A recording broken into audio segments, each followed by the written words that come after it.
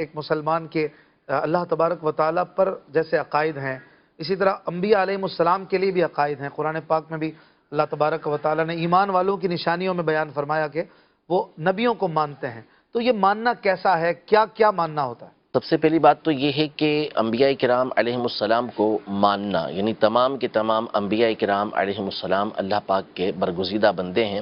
وہ برحق ہیں، اس بات کو تسلیم کرنا یہ ضروری ہے۔ کسی بھی نبی علیہ السلام کا انکار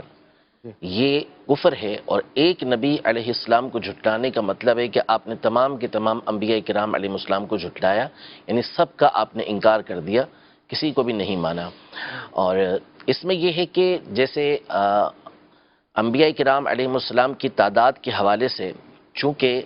احادیث طیبہ مختلف آئی ہیں، بعض میں 1,24,000 کا ذکر ہے تو بعض میں 2,24,000 کا ذکر ہے، اس لیے علماء نے یہاں یہ ارشاد فرمایا، ایک تو یہ قابل غور بات ہے کہ جو یہ نقطہ بیان کیا کہ ہم انبیاء کی تعداد کو متعین نہیں کر سکتے، یعنی خاص یہی تعداد تھی یہ نہیں کہہ سکتے۔ اس کی وجہ یہ بیان کی کہ اگر جیسے مثال کے طور پر ہمارے یہاں یوں کہا جاتا ہے کہ 1,24,000 پیغمبر،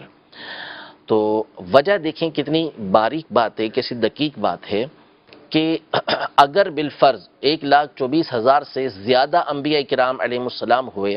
تو نتیجہ یہ نکلے گا کہ آپ کسی نبی علیہ السلام کا انکار کرنے والے بن جائیں گے، یعنی آپ نے کسی ایک نبی علیہ السلام کو مانا نہیں، اور جس کا نتیجہ یہ نکلے گا کہ آپ سارے کے سارے انبیاء کرام علیہ السلام کا انکار کرنے والے ہو جائیں گے۔ اور اگر انبیاء کرام علیہ السلام کی تعداد اس سے کم ہو